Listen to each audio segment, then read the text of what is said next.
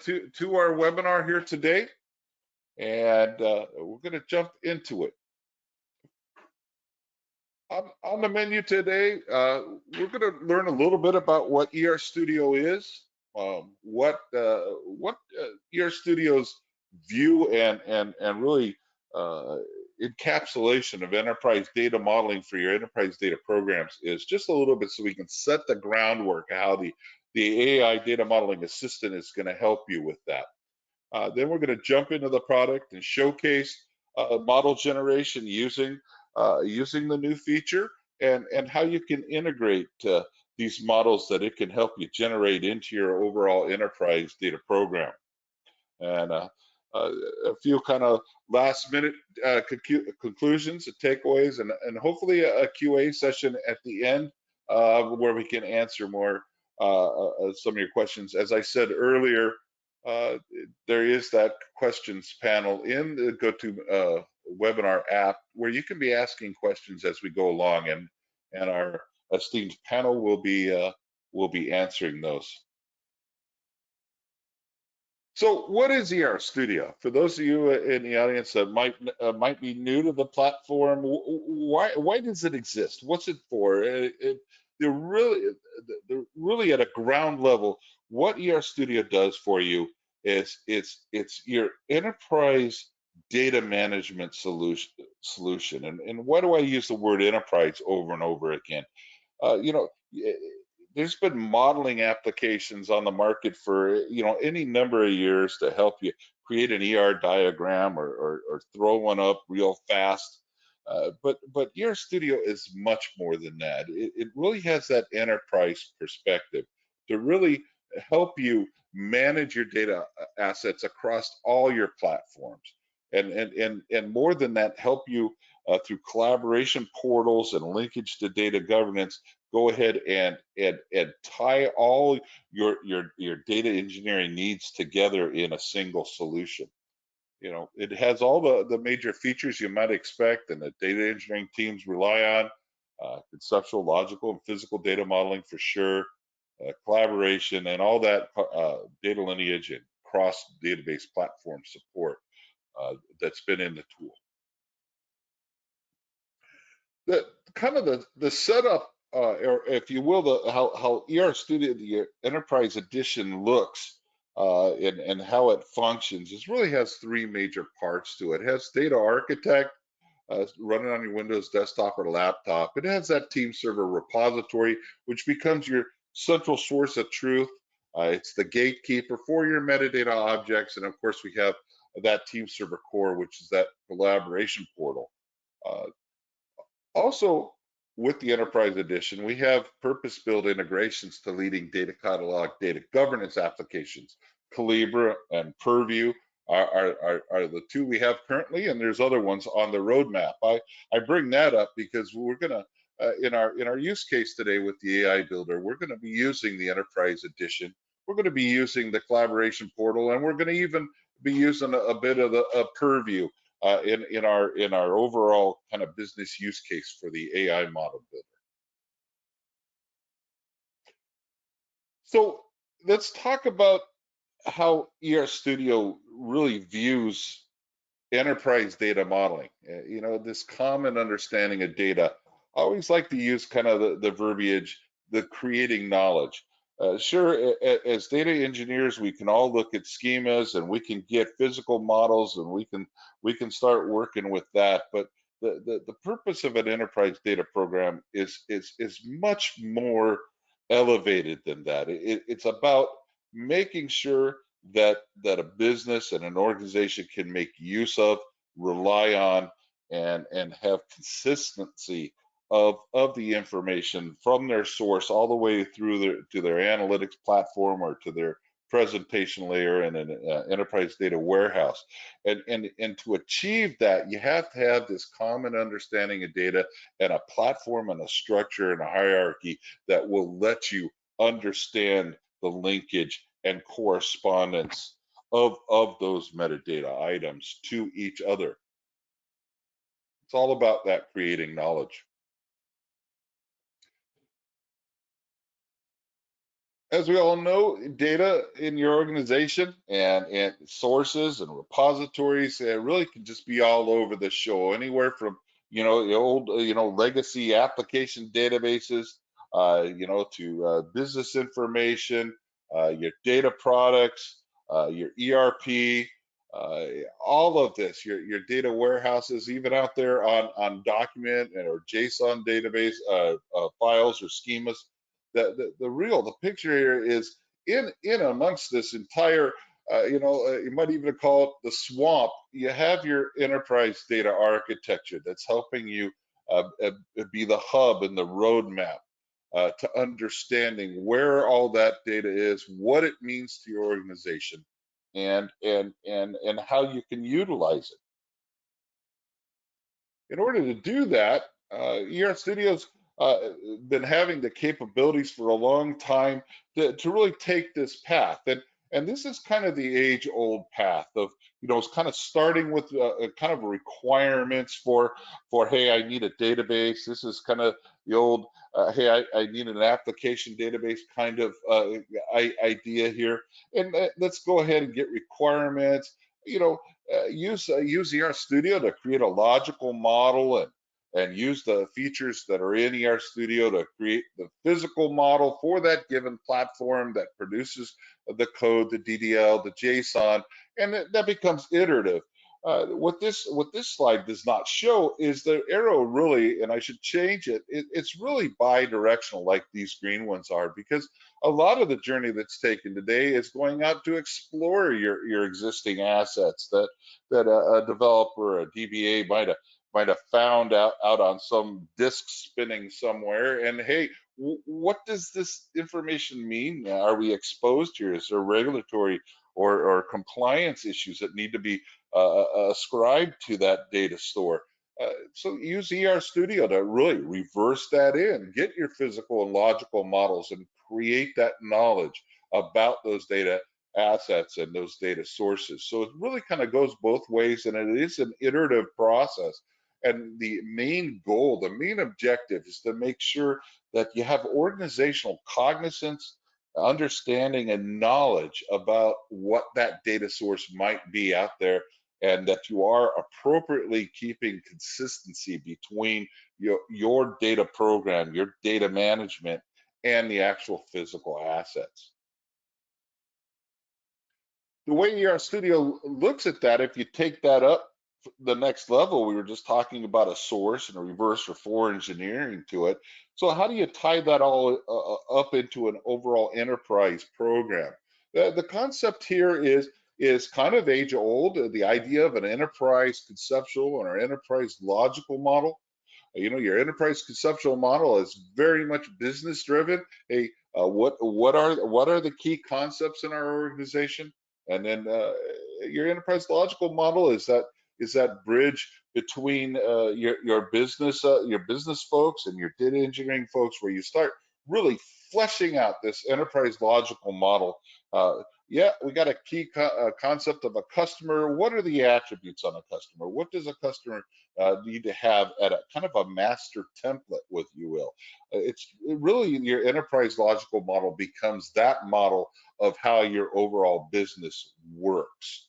It's really kind of your master data model. Now, I have customers ask, is there only one of these? The tool is flexible. Really, this structure is going to change based upon your organizational needs and site specifics. So I've seen a domain-driven design that either is hanging off the ELDM or just as a row of ELDMs for business units and those kinds of things. You can do all that, but it's not the count of them that's important. It's the fact that you have it and that you're utilizing the concept of that master template, that master data model for a business or a section of your business. And of course, as you add projects to your ERStudio, your data dictionary, really, is you're bringing in each one of these gray boxes would be a project.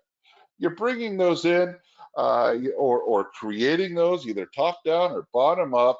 It could be for a data asset in a relational database or a JSON file, or hey, you're getting this in from an ERP, SAP, Salesforce, or some other commercial off-the-shelf software or ERP. The idea at the physical level, sure, there's gonna be differences, and ERStudio handles that. But at the logical level, that platform agnosticity that we have in ERStudio, that really lets you start seeing at an architectural level and a data program level, hey, that a customer is a client, got some subtyping going on there, you get it, but it's all tied up through what we call universal mappings into this enterprise logical model. You'll hear me call it ELDM quite a lot. And it's mapped up there. So we have some great visualizations in the collaboration portal to say, hey, where across my data dictionary has customer been used, or other types of scenarios there that can support any type of data engineering or business analysis that you may need to do.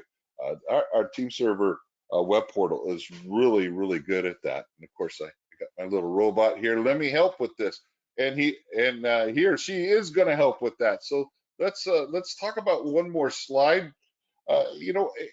If take the same cut at that I was just explaining with the ELDM, but you start thinking about that your enterprise data warehouse. Well, those different layers, be it source, bronze, silver, or gold, those are really just more projects, right? And their physical implementations again might be different, but at the logical level you're going to get those consistencies, and that consistency is very important to ensure that you have reliable, dependable business intelligence and analytics at your gold or data mart layer. And in fact, in the medallion approach, as a lot of you probably already know, even though your sources are probably already out there and sitting in your farm, uh, really the warehouse approach kind of goes from the right back to the left, right? What ends up in your data mart and thus at your silver data store is really going to be driven by business. It's going to be driven by what if you will, data products are needed by the BI team, by the analytics team, by management, your business analysts, whoever's requesting those data products. As you see, kind of a graphical representation of data products up there. And of course, those data products are then either sub models in your maybe your data mart model or your data warehouse model, or maybe they're standalone models. But the idea is they are also tied into your overall data engineering program with ERStudio Enterprise. And so we're going to really concentrate on this data product journey here today with our AI model builder. And I just wanted to set the groundwork. So let's jump into the fun part, right? So introducing the ERStudio AI model building or modeling assistant, data modeling assistant, I think is what we're going to call it. It's called the AI model builder in the tool right now, because we're going to have, as time moves on, maybe more and more features to it. So what we're going to see today is this AI modeling assistant, and first see kind of how it works, and then the value it can add to you very quickly. So these are some screenshots I really grabbed off our webpage, ERStudio.com. If you're having any questions about ERStudio or you need to get to our resources, ERStudio.com is your one-stop shop for those. These are the web pages for the new AI modeling assistant that there may or may not be out there quite yet. We are not quite at general availability or getting a bit of a preview here today, but the feature will be ready for you soon, and you're going to be able to see how it works here today. The idea of the AI modeling assistant really kind of, I love this bottom bold part. Just don't start with a blank canvas. So it's not just for beginners, although it's a great tool for beginners. If we have time, I'm going to go ahead and jump into hey, let the AI model builder teach you, maybe about subtyping or creating star schemas, those kinds of things if we get time after our main use case. So no more blank canvases, no more just dragging boxes around. Type what you need, and our little robot there, they'll model it. The way it looks, it's going to come up with this AI model builder block. I'll show you how to get to that. And the idea is you enter the requirements into the box, and it says that AI instantly builds your model. It's instantaneous on the ERStudio side as it reaches out to the net to work with the AI. I don't know how instantly it'll be, but it is very, very quick, and you'll see it work in live action today. And it, we're all used to large language models and AI these days. It's just amazing to me, even still, how well it understands just regular business language and can convert that into something useful for your data program.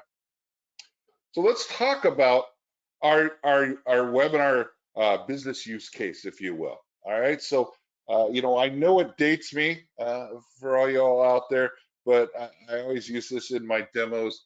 Back in the day, I was a big Carl Sagan fan. So let's take a journey of the mind. Anybody out there might remember Cosmos. Probably you're all too young to, but it was a great series. And in Cosmos, he used to start it with, hey, let's take a journey of the mind. So we're going to take a journey of the mind today here together. And so we have a scenario. So our scenario is, of course, we have the premier data engineering and enterprise data modeling product. We have ERStudio Enterprise all installed and ready to go in our organization.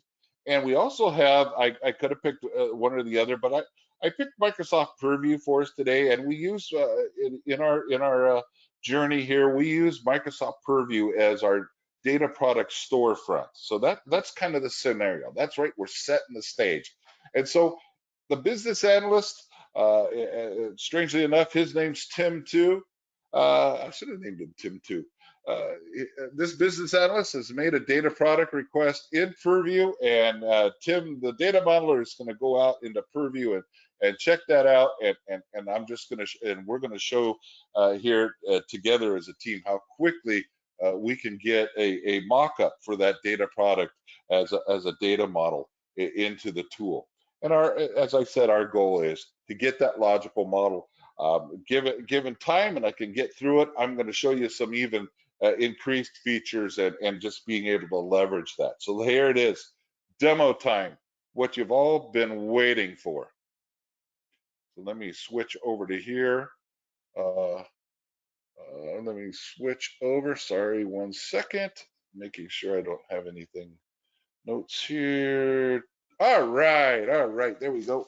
VMware. You can see I'm running version 20.8, our latest and greatest that's coming out soon to a download site near you, and you can see it has all this the typical and same functions that you probably have now, except one.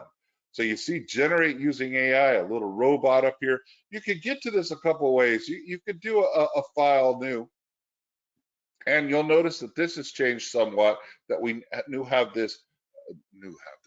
now have this button for generate using AI, or we have the ribbon toolbar button. You could go either way. So let's give this, we're going to give this a try. But as I said in our business case, the first thing we're going to do as good citizens in our data engineering program, we're going to go off to Purview and see what that business analyst has requested. So I'm going to go over here to my team server tab, and I'm actually going to jump into Microsoft Purview here. And I've logged in. Hopefully I'm still logged in. Here's Microsoft Purview land. I'm going to go to our unified catalog in Microsoft Purview. I'm going to look under catalog management in my data products, because that's where this Tim guy has put in this new data product. It's the commissions data product here, and just some basic information. He's put in a description here. I need a model. And you guys can read that, that ties employees to commissions, and commissions have attributes. Kind of basic, kind of key concept type of stuff. The use case for this is, employees commissions report, something like that. So now what do I do? Tim, the data modeler, what's he going to do? Uh, Check this out. This is very cool. Why don't I just take that description, right? Why don't I just take that description and copy it? Hit copy. I'm going to jump back over to Data Architect here. I'm going to say File New, generate using AI, and there's our new AI model builder dialog. And I'm going to click in here where we put the description and hit a Control V, and that's that description right from Purview. I'm going to go ahead and hit generate. As I hit generate, we'll talk about some of these other features. Hit generate. Some of the other features, it's going off to talk some of the other features. You can give this model builder any type of language you would like. Hey, I need to understand subtyping, and it'll create a model for you that has subtypes or star schemas, those kinds of things. We might do some of that here in a bit. And I decided today to do this live for us, so you can see the actual return here. So it's brought us back. I'm going to go ahead and close the dialog for us here. It's given us a nice text block to tell us what's been done. Obviously, you can delete this later, but it says what this ER diagram tracks, and pretty cool, right? So it's taken that text and said, hey, we got these entities involved. We got employees and their orders and products for the orders and the commission. We've got a very good first step and first pass at this logical model. As a data modeler, I would probably take it to the next step here. I would do a couple things. One of the things I always like to do on my diagram is turn off those verb phrases. This just makes them cluttered for me. And I can start working with this. One of the first things I might do is I might go ahead and maybe I want to associate a glossary term, or maybe I want to go ahead and make the linkage of this new model to my enterprise logical data model, or my data vault model, or my enterprise data warehouse model. So how would we do that? Well, I'm going to take a little bit of a shortcut for us. I have a tab here called Commission Data Product. The only difference with it is I have saved it to the repository. So let's jump there, and you can see it's the same model. I just have the open green padlocks here. Save us a little bit of time since we're about halfway through, and I want to show a lot of other things to you guys today. So we now have this data product as a repository-based model. Um, as a team here, we're pretty certain that this is the data product that we want to end up with in our journey of the mind. So one of the things I want to show you that a lot of people, it's kind of new to them, or a little bit hard for them to understand. If I have a model in my repository, and you know this is a repository-based model, I've added it because it has these padlocks. These are green and open because I've been able to open it up using my credentials. And the next step is, I said I want to tie this product into our overall engineering program, right? So I want to make that linkage between this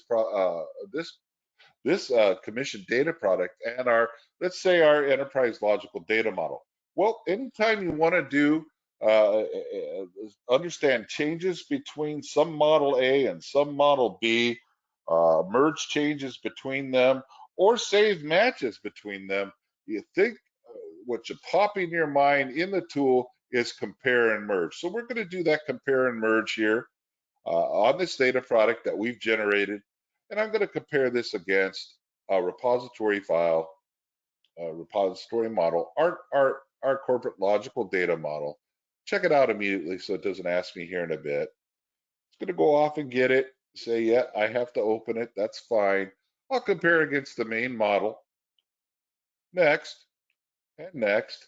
And here in my current model, our data product is commission, employee, and order. And over here in the ELDM, we have the longer list. So there's a couple things here that I wanted to point out to you before I move on. One is perhaps maybe the business analyst had given you text that created this data product, but you also think, hey, it'd also be useful to have the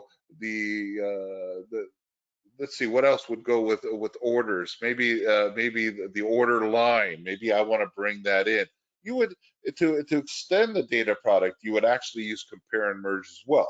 So I just wanted to kind of point that out. What I'm going to do here today is unselect this and just select the four that we're working with, because what our goal is really just to tie this new product in to our ELDM. So I'm going to as I go through here and select these, and product is the last one, say okay and hit next. And now we have that. Now it's showing there's probably difference here, just in case you're interested. Obviously we have maybe some different columns on our data product than we do in our ELDM. Well, in our data product, we probably need a commission ID, a primary key for that particular entity, which we didn't need in the model for the ELDM. Those kind of differences are expected, but you can see the other ones line up pretty well. So I want to make that universal mapping now between my data product and that enterprise logical data model. Everybody misses this down here. We should put a big, like, giant boxing glove, right? It jumps out. Save those matches. You hit save matches. I usually take the defaults, what you want to do, and say okay. And now if I say finish, that's all I have to do. If I say finish here and say yes, it's going to go ahead and do a repository operation to save those matches. So check this out. If I go into employee now, drill into it. Remember, double clicking on any object brings you into that object's editor. I look at the where used tab, look at right there, just like magic, it's telling us the employee entity on this data product is universal mapped to our ELDM right there. And you'll be able to see this up in Team Server, which is probably where I'm going to stop next. So let's go up into Team Server and take a look of our data product. I'm back on that tab. I happen to be on my Purview tab. Let's go into Team Server here. Let's see if it's going to make me log in. Nope, I'm logged in okay, because I did that right before the webinar here today to make sure I was ready to go. So let's take a look at how do I want to show this to you? Let's call an audible. Let's say Tim the modeler. Let's say Tim the modeler has told Tim the business analyst, hey, I've got that data product all ready for you. I've gone ahead and published it in a Team Server, which kicked off the publish over to Purview through our Purview integration in Team Server. Hey, Tim, the business analyst, go ahead and take a look at it. See if you like it, those kinds of things. Let's collaborate on it. So you can collaborate it on in Team Server, bring it over to Purview. Let's go back home and go into our Unity catalog. Let's go into our catalog management. Let's go into data products. And there it is. Let's take a look at the commission data product. Same thing, and look here, now we have a data asset. We have the ERStudio an ERStudio logical data model. Let's take a look at that. Those of you that use Purview in the audience, you know what I'm doing here. I love how Purview, you click on things, view here. Okay, now view details again. Okay, we're going. And once you get used to it, it's fine, but it's a little bit hard at the beginning to understand how Purview thinks about things. But what I've done here, so I didn't confuse you, is I've drilled all the way into that commissions data product, that commissions ERStudio logical data model, and its definition in Purview. So now in Purview, you can wrap that up in the Purview workflow, put some description properties around it. I could have fleshed out some properties. Is it PII? Is it GDPR? I could have brought that and sent that over with it to Purview. The idea is that interdependence and the overall data management program that your data governance and of course ERStudio provides to you. And if I continue looking this in Purview, you can see here it has these entities. I could drill into this, but look this, I got a nice backlink. Let's go ahead and take a look at this model. Obviously, Purview isn't a data modeling solution. That's why Purview teams up with us for that data product facilitation. But so hey, as a business analyst now, I want to see what that model looks like, but I don't have Data Architect installed on my desktop. Can I see the model? Well, sure. Click on the link. Come in with your credentials. We support many different SSOs. If your site uses single sign-on, chances are we use it. I'm going to log in as admin because that's what I use for mine, but we use Microsoft Entra ID, RSA Secure ID, OpenID Connect, Okta, domain credentials, LDAP, lions and tigers and bears. So we really have just about anything you might need. So I'm that analyst coming in. Obviously, it didn't come straight into the object because I have to make sure I can authenticate. I log in, and there I am on that logical model for commissions. Logical. I can even go to the submodel here, view the image, and there it is. Hey, great. You know, we can zoom in, zoom out, same stuff you do in the web portal nowadays, but it's much more for those that haven't seen our Team Server Core web portal. It's much more than a static image. I can drill into any of these objects and look up, read all about that object, even have a backlink to Purview for it here. So you see it's frontwards, backwards. It's a completely integrated solution, and I think you can start seeing where we started with Data Architect, bringing in this model. It was our model 2, using the AI model builder. How quickly and easily you could take a business requirement and really bring that in and make it part of your overall data program without just with a couple button clicks and using the tools that you have at your disposal. We do have some time here, and I want to have a little bit more fun with what we've done for those strong engineers in the audience, which we got hundreds of them here today. Let's take this to the next step. Now, let's use our repository-based model, our version of that. You guys all understand. So we got a logical model. Let's take the next step in our journey of the mind. Tim, the business analyst, said, yeah, that's the data product we want. Go ahead and collaborate. Maybe we started a discussion or a blog on that, a stream in Team Server, ready to go. Tim, the data modeler. That is the data product we need. I want you to actually create a JSON schema for that, Tim. So I go into Data Architect. I open up the model. It's just a logical model at this point.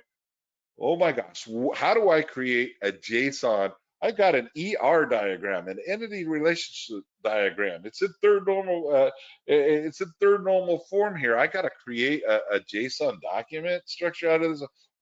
Can the tool do that? Well, yes, ERStudio can. JSON is a full-fledged platform, as well as other documents, Mongo, Google BigQuery. So let's take a look at that. So if I want to create a JSON for this, we have a newer feature in the product called containment. So if you drill into a relationship, right here in my relationship editor, you see down here this containment block.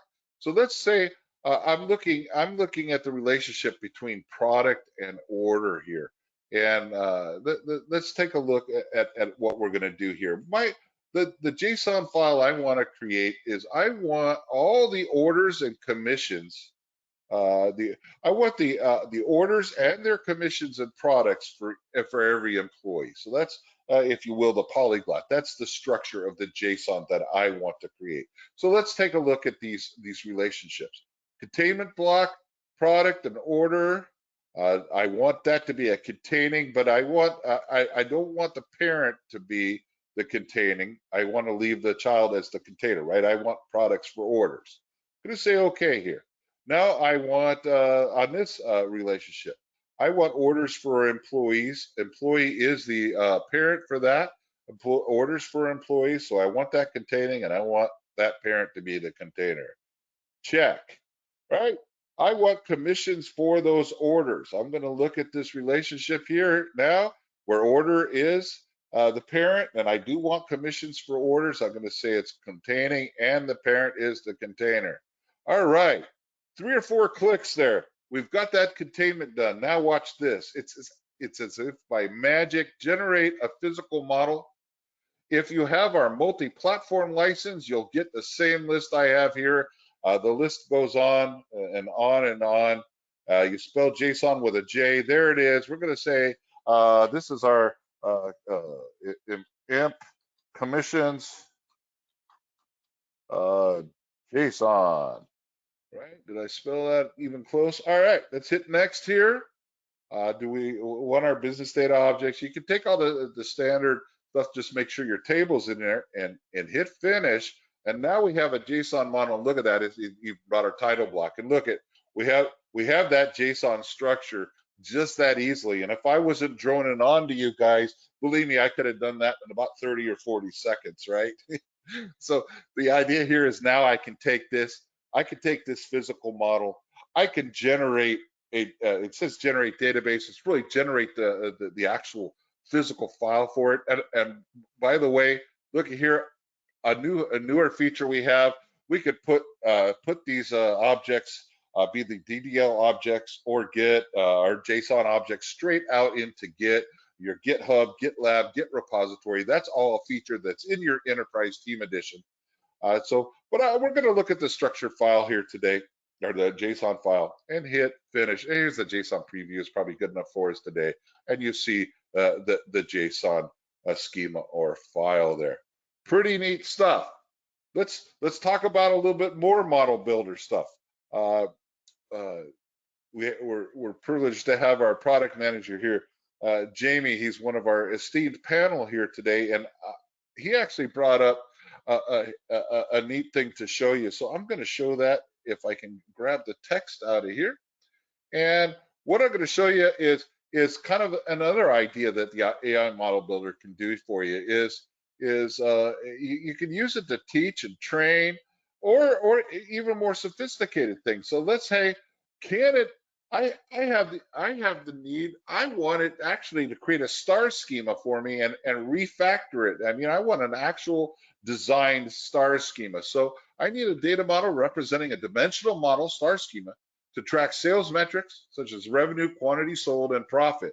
The fact table would contain sales data, while the dimension tables would provide context such as product, customer, time, and geography dimensions. That's not too outlandish for a business analyst or somebody to say, right? It's not really too much of a, hey, I have an entity with these 4 columns, all right? It's really English. It's really business level language. Let's see what the AI model builder can make of this. Hit the good old generate button.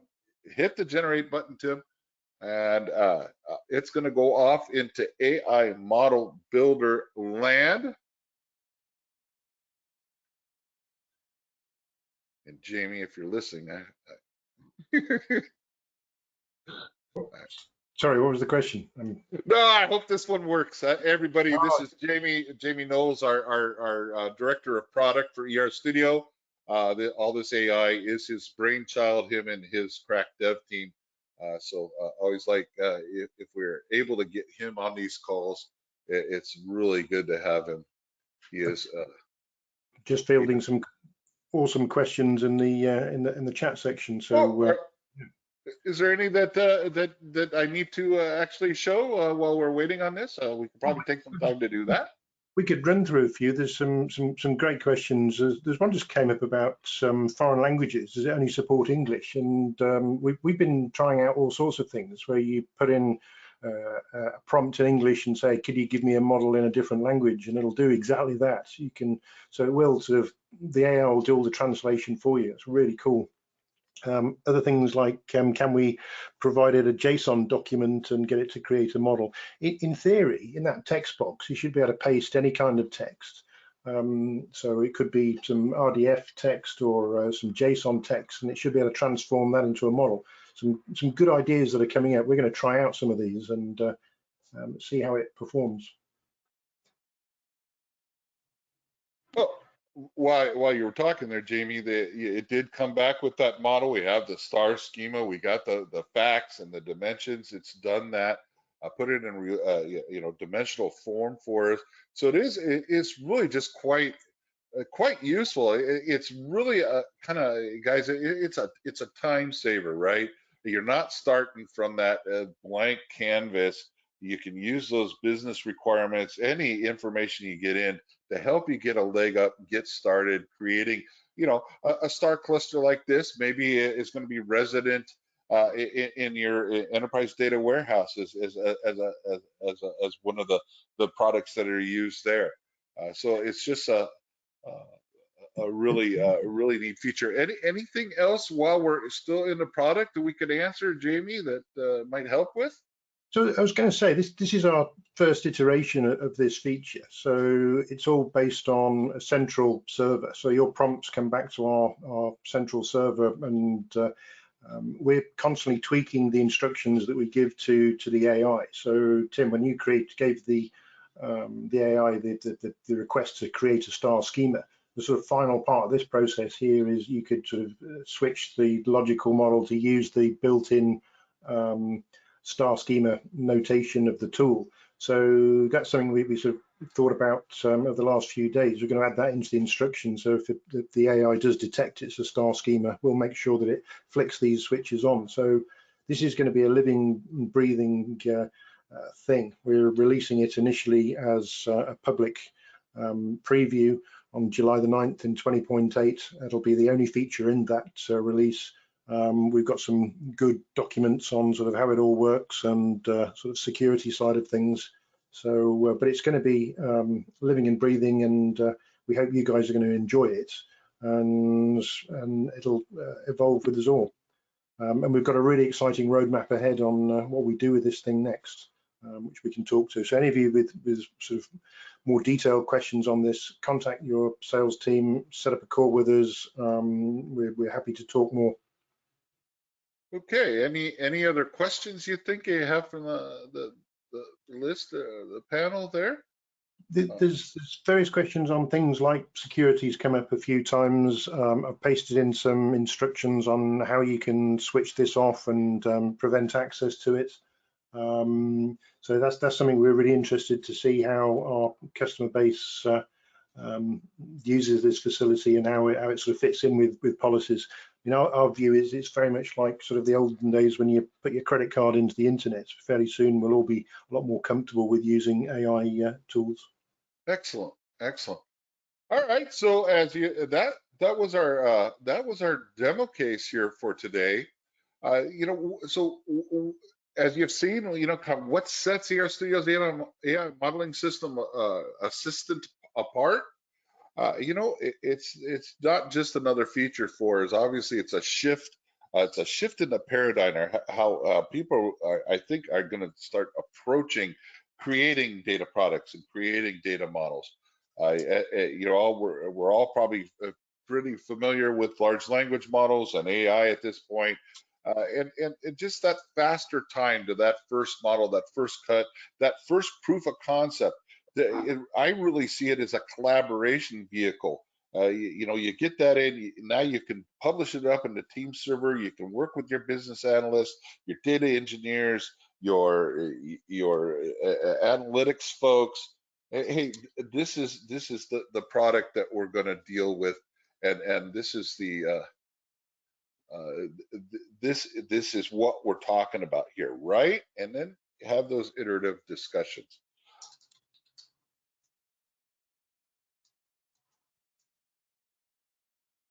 All right. So conclusions, takeaways. Hopefully my mic's working here. My conclusions and takeaways here. We've learned about and talked about ERStudio Enterprise Data Modeling here today to set that foundation. We've learned that our AI modeling assistant is an easy use feature, and that really can just lend immediate business value. That there's just an easy transformation from those business requirements to a logical model or a data product, which then could easily turn into your physical model for JSON or any other physical implementation you'd like. So I think that brings us into a final Q&A. If anything's come in at the last, I think you're muted, Jamie, if you're talking. If there aren't any more questions. So there's lots of questions about, can it take existing information? So at the moment, this really is, you provide the prompt, it gives you a model. If you want to change things, then you can give it a new prompt and regenerate a new model.